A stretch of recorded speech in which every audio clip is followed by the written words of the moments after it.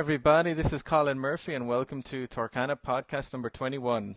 So, in the last few episodes, we've invited property managers, mortgage brokers, and a title agent onto the show.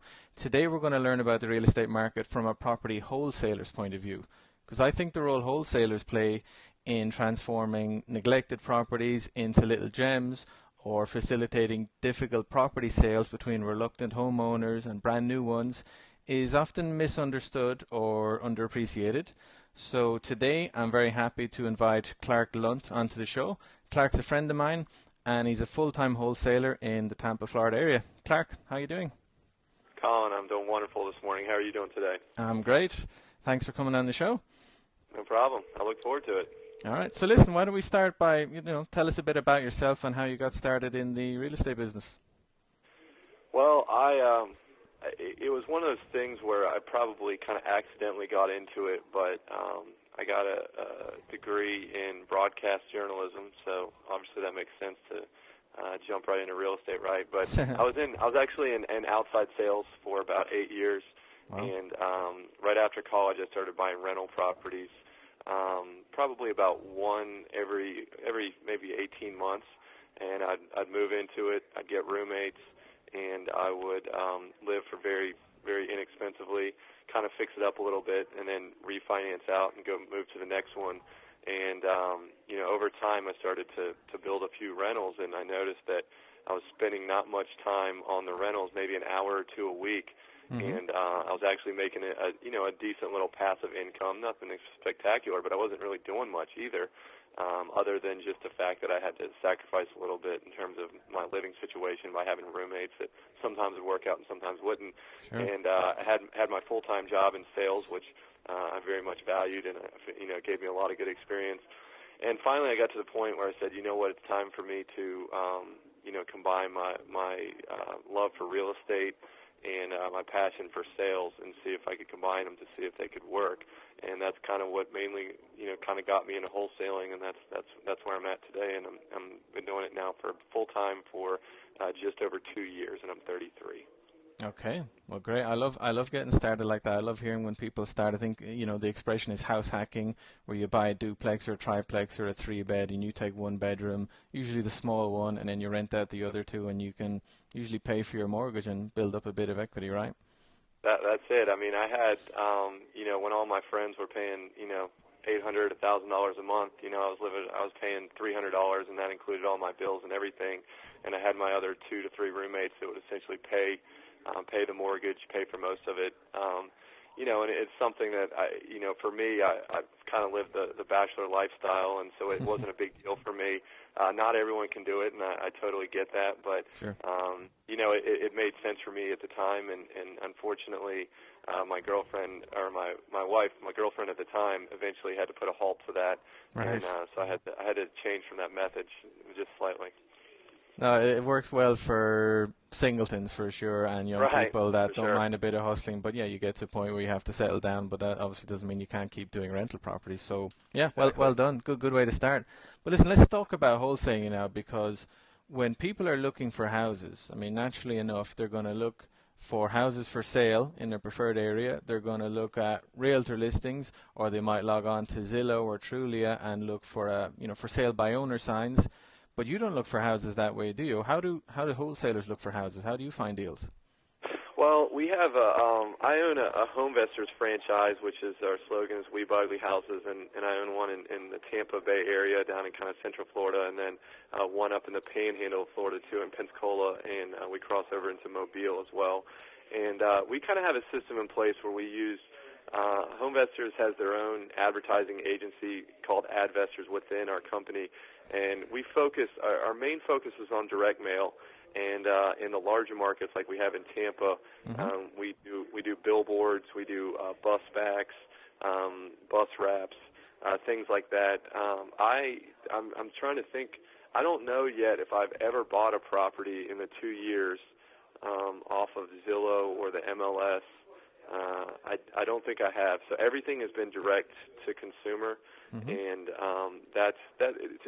and I think in markets like the one I'm in Tampa, where it's a very investor-saturated market where there's just a lot of competition. you've got to be able to get to deals that no one else knows about. And I know that sounds trivial and it sounds, kind of obvious, but that's really going to be your only way, in my opinion, that you're really going to be able to get to deals where there's a lot of meat on the bone. Mm-hmm. Otherwise, you're just going after a deal on the MLS that you and everyone else can see. And if it's a good deal, it's not going to be a very good deal for long because everyone's going to jump on it, and then probably the price will go up.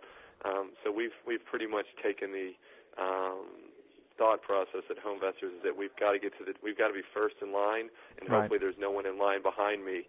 And when it does, it works out, and we buy the house, and we create a win-win situation for the seller and the buyer. And that's we feel like we've become fairly successful at that so far. So what would be your best way of getting leads and getting? Is it the bus advertising? Is it direct marketing? Is it driving around looking for vacant properties? What's your number one lead source? There's not really. I mean, there's not a true black and white answer to that question. I mean, there is some gray area because our staple is certainly direct mail. In Tampa, we send out about 80,000 mailers a month within the HomeVestors offices. So that's a lot of mail going out, and that's certainly our bread and butter. But our thinking behind that is, okay, we send a mailer out, so Mrs. Jones gets a mailer, and then she's driving down the road and she sees our billboard.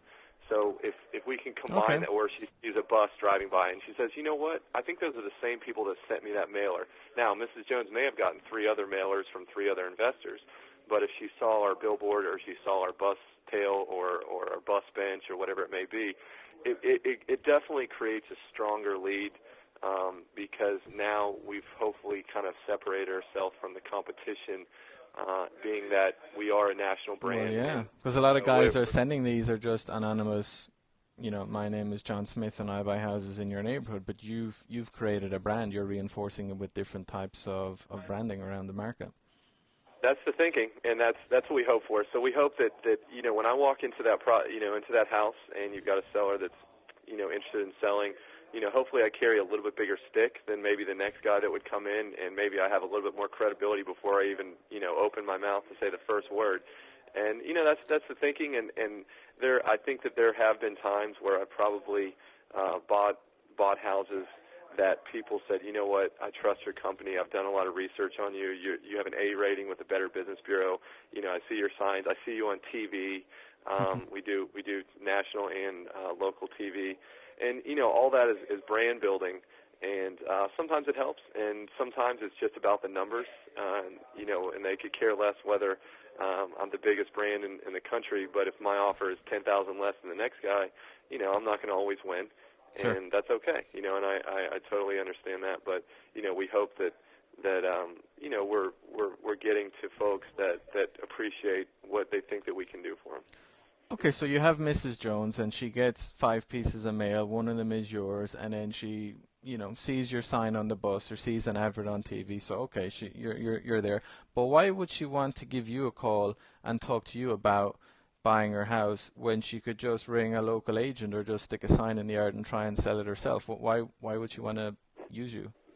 Colin, I'd have to be here for the next 3 hours talking to you to give you every reason why that they would do that. But to kind of sum it up, I mean, obviously, if the seller has the money, typically we buy nice houses, but for the most part, our clientele is someone that has a house that probably needs a good amount of repairs, Mm-hmm. or they need to sell it quickly. Those are usually the two common symptoms that we see in clients that typically sell our houses. And more often than not, if they have the money to fix it up, maybe they don't want to fix it up, maybe they live out of town, maybe they don't know contractors, maybe they don't have any realtors that they trust. Right. And that's a pretty common thing that I see a lot is that, at the end of the day, every realtor's business card looks the same, right? It's got their name, it's got their nice professional picture on it, Yep. but you really don't truly know if they are as good as they say that they probably are in the interview.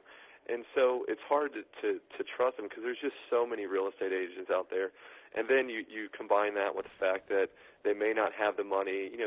Obviously, if you're a real estate agent, if I was a real estate agent, I'd much rather sell a property that's nice, it's clean, it's got granite, it's got new paint on the walls, than a house that's distressed, right? Sure. So obviously, most real estate agents are going to come in and say, hey, look, I'd love to list your property, but do you mind painting? Do you mind cleaning up? Do you mind patching that hole in the roof? And not everyone wants to do that. And I think that if you are willing to do those repairs and you're willing to spend the time and effort and money, then you should list with a real estate agent. And I'll be very frank with the sellers and say, look, if you have the money and you're willing to do that and spend the time, then we should probably just stop right here, because you're going to be able to sell it. You're going to be able to get more money if you list it with a real estate agent. But not everyone is willing to do that. Not everyone has the time or the funds to do that. And that's where we kind of come in and say, hey, look, I'm gonna provide a convenience for you, right? And it's going to be something that you're not going to have to worry about doing anything. We can close this in 3 weeks. We can close it in 3 months. You tell me how long you need, and oh, by the way, if maybe you don't have the funds to move, because obviously moving isn't free. You have to hire movers. You have to get boxes. You have to have a deposit to put down at the new apartment or wherever you're going. A lot of times we'll work with the sellers to maybe provide them some kind of like an interest-free loan to help float them for the next 30 to 60 days to kind of get them to move from A to B. And it's a little bit outside of the box because it is a little risky on my part. But, Good idea, though. If your goal is truly to try and help that seller out of a potentially a bad situation and kind of get them into maybe a better situation, and that's really your goal, then it works, and it really does, and we've done that many times, and it's really made the sellers happy. And hey, the sellers, I tell them up front, they know that they're selling their house at a reasonable discount, but I can't tell you how many times we've been at the closing table, Colin, and you get hugs, and they're just so elated that we're able to help them out of a bad situation, and they were happy to sell me their house at a discount, and it was a very mutually beneficial transaction. No, that's great to hear, and I do know that is true as well. And sometimes people think that, when you convince these people, when you agree to buy their house from them and you're buying it with an inverted commas discount, that it's a reasonable discount, that you're giving them a service that they wouldn't get from a normal realtor. You're the person who will buy their house in really bad condition, when most people have no interest in buying houses in really bad condition. So, but other times, I guess sometimes you meet people that have unrealistic expectations of what their houses are worth. Everybody is lots of people are house proud. They might see a house 3 doors down that sold for 120,000. They figure theirs is just a little bit scruffy, so they want 110. And you're thinking, 60 or 70 tops. What do you do to convince people that their unrenovated house isn't worth top dollar? How do you do that? I mean, I guess that can't be easy. I have an approach that basically I really try. I don't necessarily try and say, well, this house is worth, it's sold for 120, so yours is worth X. I try and put it in. I know the saying, a picture is worth 1,000 words. So I do like to do my research before I go in, and I do like to hopefully find that $120,000 house through my research, and then I'll pull up pictures of that house, and I'll say, well, Mrs. Jones, I know you said that the house next door sold for 120, but look how nice it is. Is this something that you're willing to spend the money to bring your house up to that standard? Because if you are, then you should do that, and you'll probably get $120,000 for it. If you're not, then let's talk about that for a second, and let's figure out how much it would take to do that. And so I kind of take them through an exercise where I say, okay, well, they have a new roof on their house. It looks like your roof is a little bit older. How much would a new roof cost? And then we just go through it, and I say, look, well, this house has new windows. Well, have you gotten an estimate on windows? And they'll say, yeah, I got an estimate a couple of years ago. I say, okay, well, how much was that estimate for the windows? And then we literally do a kind of like a hypothetical and look at how much it would take in real dollars for them to get their house up to that $120,000 standard.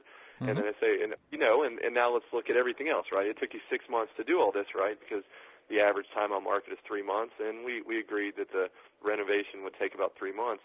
Well, you got to pay the power bill, right, Colin? Unfortunately, the power's not free. Mm-hmm. You got to pay the water bill. You got to cut the grass.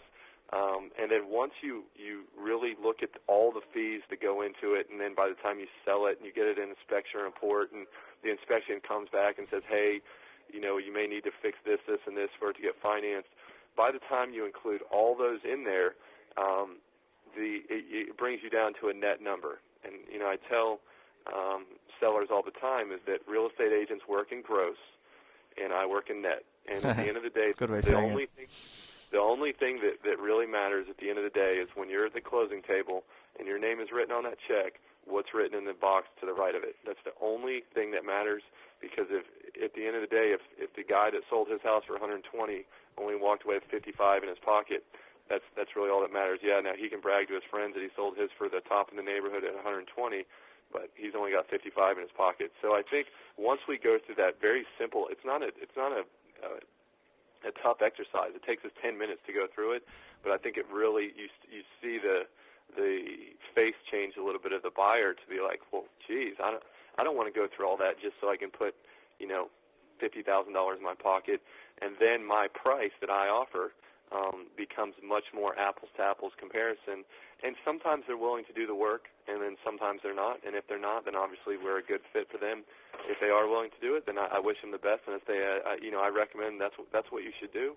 Mm-hmm. And and I think sellers do like that honesty to I think they're surprised sometimes when I say, you know what, and I use this phrase a lot, but I say, after I ask them some questions and things like that, sometimes I say, I don't think that you have given me any reason why you should sell me your house at a discount. And a lot of times they laugh, but it's a true statement. As much as I'm there and they're kind of interviewing me because I want to buy their house, yep. I'm interviewing them just as much to figure out if they're really a good fit for me. Mm-hmm. And if they're not a good fit for me, then I have no problem telling that very straight, bluntly, and saying, you just need to you need to spend $3,000, you need to paint it, replace the carpet in the bedrooms, and just find a real estate agent. Yes, it may take one or two, but through our conversations, it sounds like you have 3 to 6 months to sell. You're not in a huge hurry, and you do have a couple $1,000.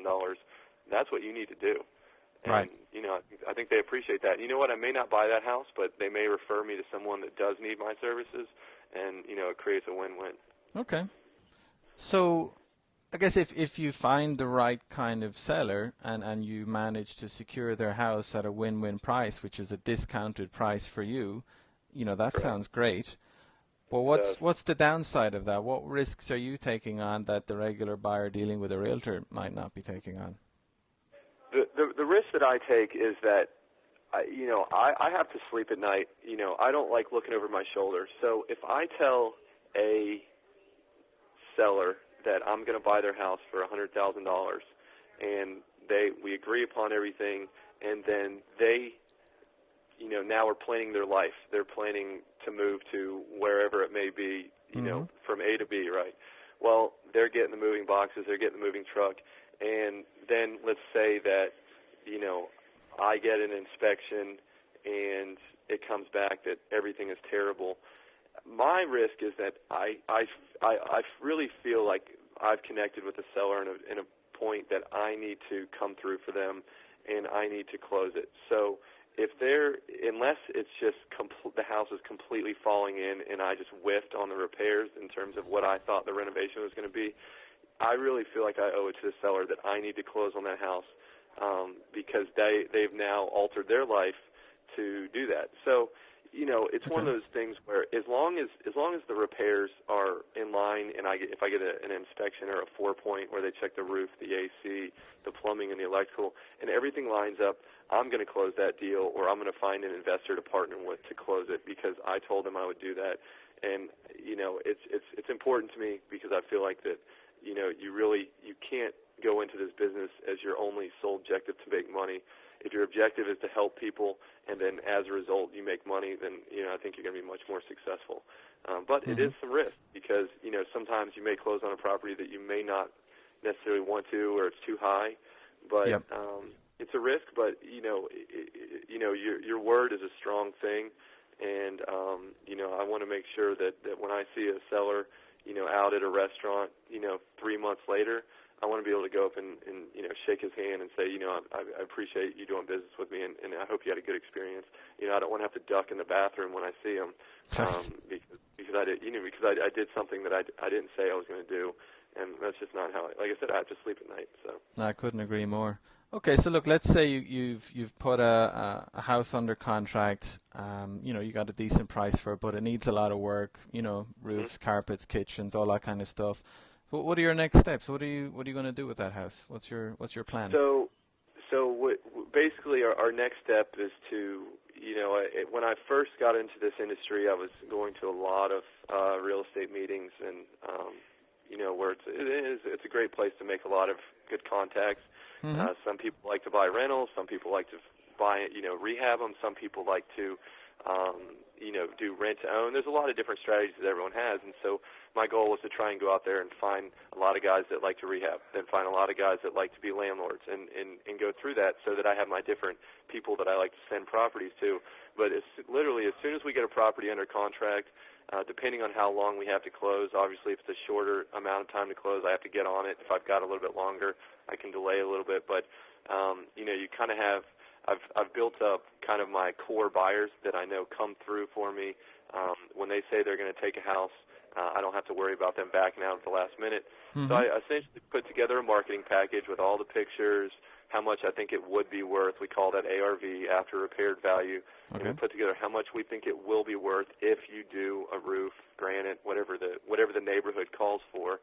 And I send out comparable sales that, kind of support my repaired value. And I send it out to my core guys, and if they pass, then I kind of send it out to my B team guys that I've done maybe one or two deals with. And if it goes through that and no one wants it, then I just send it out to, the rest of my investors that maybe I haven't worked with yet, but maybe we will in the future. Mm-hmm. And typically, we're able to find a buyer at, and we, sometimes they take my marked up price. Sometimes we negotiate a little bit. Right. But it's pretty simple, and then we put together it's called an assignment contract. Okay. Which essentially says that I assign my contractual rights that I have with the seller to the next investor for a fee, and that fee depends on whatever we negotiate. And so that's typically how we do it in the Tampa market, where it's much kind of like more of a seller's market. Now in the Panhandle, where we buy and sell houses as well, mm-hmm. There's a lot less investors. There's a lot less knowledgeable investors that aren't as familiar with that kind of way of doing business. So we typically have to close more on houses up there. Okay. And then we pretty much we'll either clean them up, maybe do a light rehab, maybe $5,000-$10,000, and then we'll just get a real estate agent. I know I hate to say that, but they are necessary. Well, now you've cleaned it up. Now it's sellable. So it's more presentable for sure. Yeah. And then we don't have to worry about anyone being inside the house. So a lot of times people don't want to list their house with real estate agents because they don't want people walking through their house and having their stuff exposed and people seeing your stuff. So we don't have to worry about that. The house is empty. It's on a lockbox, and we let the real estate agent do it. Or sometimes we'll just stick a for sale by owner sign in the yard and go about that route. It just kind of depends on the area and the neighborhood. So it is interesting how with two different markets, how we have we kind of have different strategies because of the demand for real estate. I could agree. Look, well, let's stick with Tampa then, because Tampa's a busy market. Prices are increasing. Lots of buyers, lots of money chasing the property. So can you talk us through a recent example of how you negotiated a price on a nice Tampa house and found a new buyer for it and created a win-win situation for the seller, for yourself, and for the an investor you partnered with or a rehabber you partnered with? Sure. I've got a good example. I had a house in it was in Lakeland, and Lakeland is about 30 minutes outside of Tampa. It's like a nice little suburb, and a lady had she had a lot of bills that she owed, and she had a lot of creditors coming after her, and so we ended up buying her house for $20,000, but in between that, she had creditors that were she was actually going to have to go to jail if they didn't get paid off. So we put the closing out about 30 days as we wanted to get our inspection and things like that. And in between that, I ended up having to pay she had I think she had a DUI that she didn't pay all of it, and she had the furniture rent to own furniture place, and she owed like $500 or $1,000 to that. And so we ended up keeping her out of jail, and we paid off the furniture people. We paid off the DUI people so that she could get her license reinstated, and then we took care of her on that end. She got her $20,000, which she was able to take and go put down on a new house. And then I found a local investor in Lakeland that looked to buy rentals. And he called, and I talked to him, and he said, look, I can't find anything on the MLS anymore. There's just no good deals, even in Lakeland, which isn't quite as hot as Tampa, but it's still obviously there's a lot of investors in that area. And so I ended up selling it to him for, I think it was like $29,000 or $30,000, which was still an awesome deal for him because he was used to paying like $40,000 to $45,000 for a property like that. So he was able to go in, do the rehab himself with him and his wife, and he spent, I think, about $15,000 on the renovation, and then he immediately put a tenant in there. And so he was all into it for, I think, like $45,000, and he had a tenant at $850, and he had the nicest place on the block. And it really worked out. And I've actually already sold another house to him because he liked the deal that we did so well together. And he said, "Look, I'm never going to buy anything from from Zillow or the MLS anymore." And so basically, any time I find a property in that area, I just send it to him. He came through for me, and we helped the seller. We got her out of some trouble that she was in.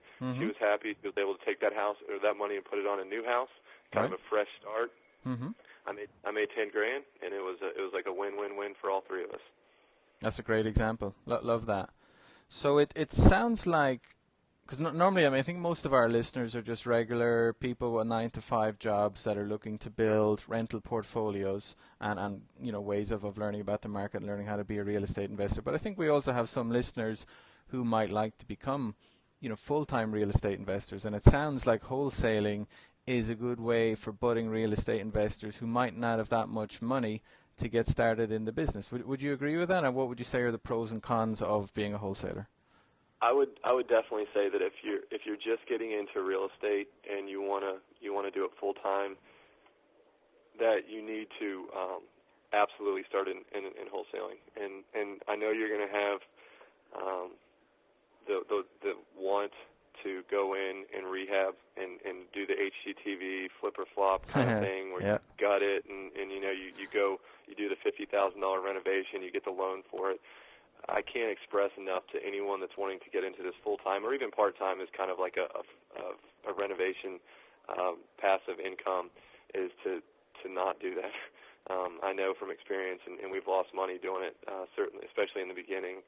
And I think it's good to go in and kind of get your feet wet, learn the industry, do some wholesales, get some deals, and send them to more experienced investors and mark it up so you can make your profit there in between. But it's with all the shows that are on TV, it gets everyone excited about doing it. But I can't emphasize against that just because the amount of risk that you're taking versus the amount of reward you might get or might not get. Is way too risky, and wholesaling is much less risky because you're not even closing on it if you're doing an assignment, which is what we do a lot. So I don't even have to use my own money. Literally all I have to use is my time. In terms of the startup money, I do think that you need to have some amount of money to spend on marketing because every business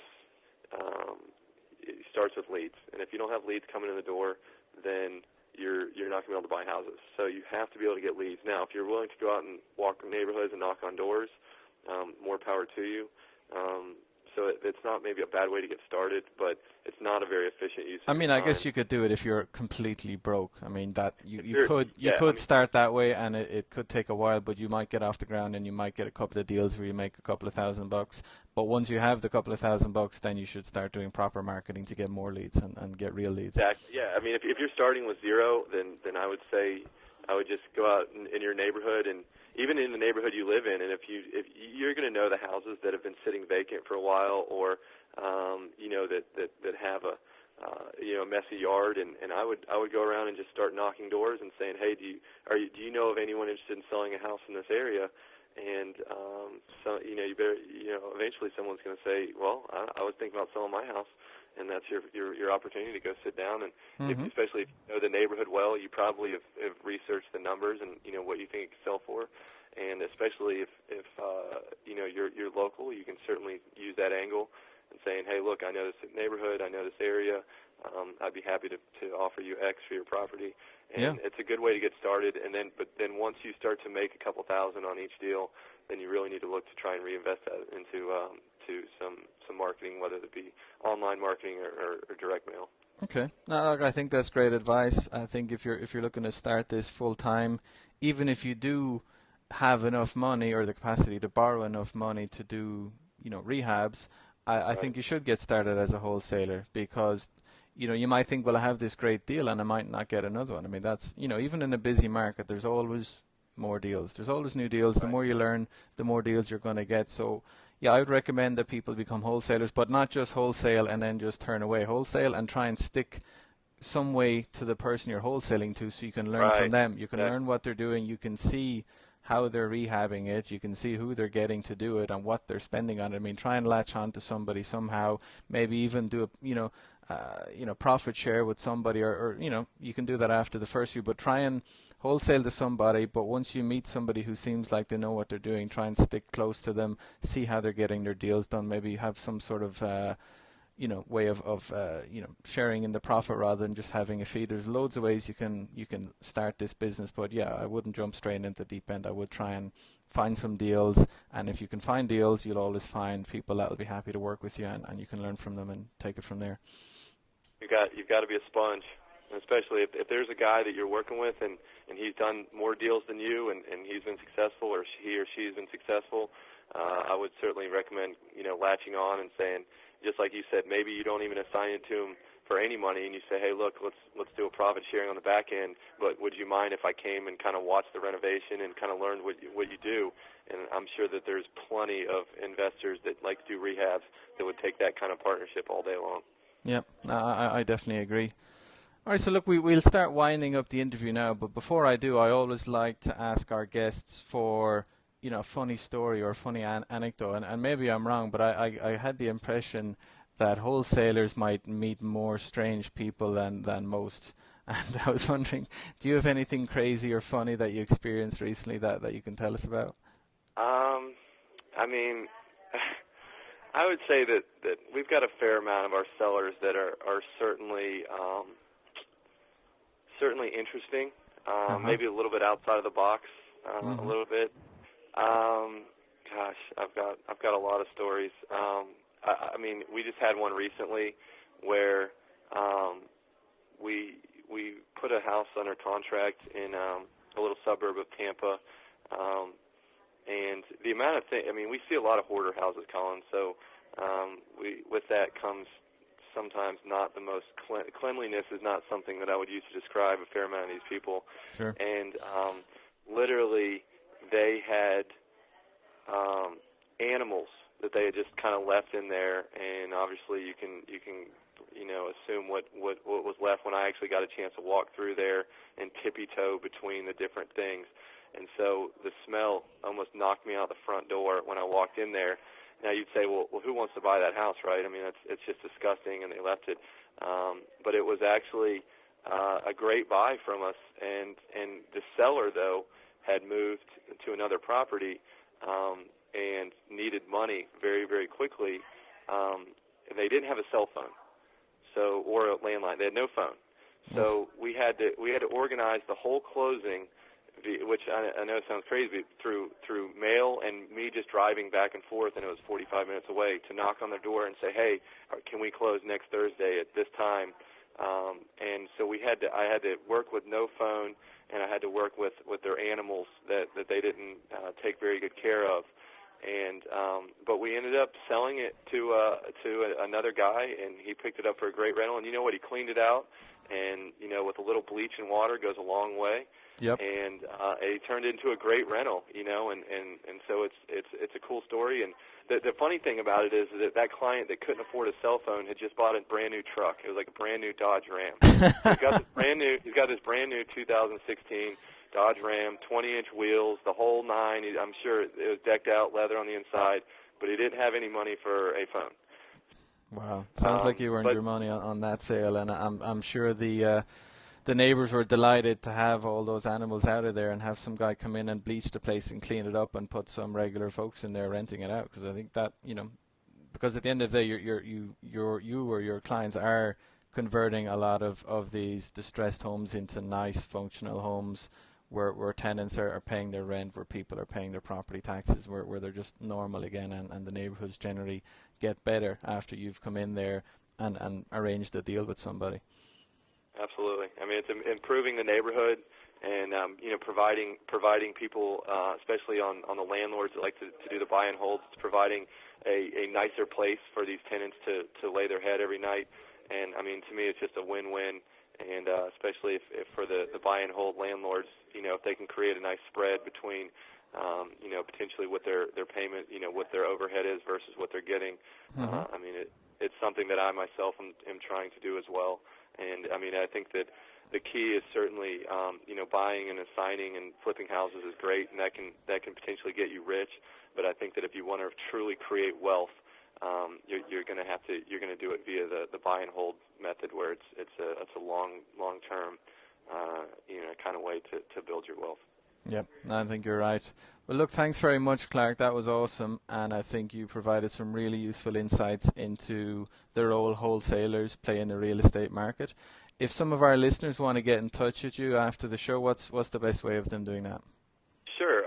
So you can reach me via, obviously phone or email. My email address is clark.lunt@homevestors.com. That's CLARK_LUN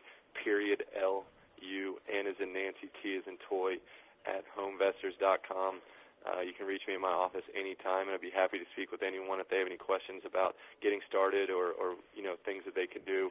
813-442-8214. Again, that's 813-442-8214. And I've enjoyed myself, Colin. All right, thanks. Well, we put those contact details up in the show notes. Thanks again, Clark. I'll let you get back to it. I'm sure you have some houses to visit.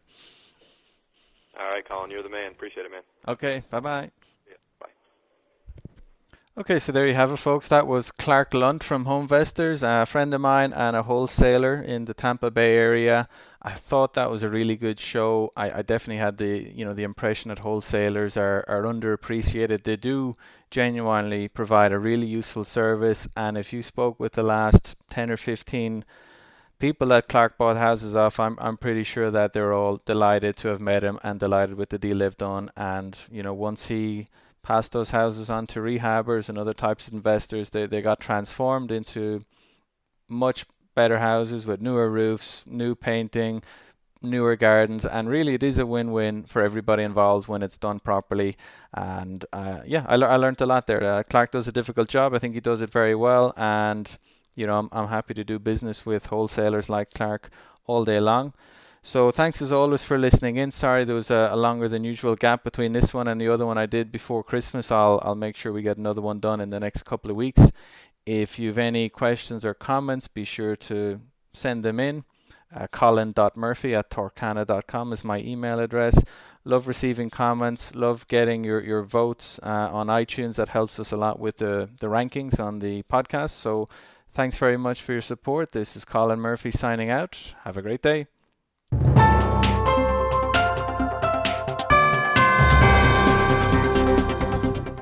This recording contains general information relating to the real estate market, and it is for educational purposes only. Buyers should always seek appropriate legal, tax, and financial advice from suitably qualified professionals before entering into any real estate transaction. Actual returns from rental properties will always vary from person to person and deal to deal based on unique circumstances. While we have no reason to doubt the validity of comments of any guests on our show, we do not warrant their accuracy. Opinions of the host are not necessarily shared by other employees and partners of Torcana and its subsidiaries.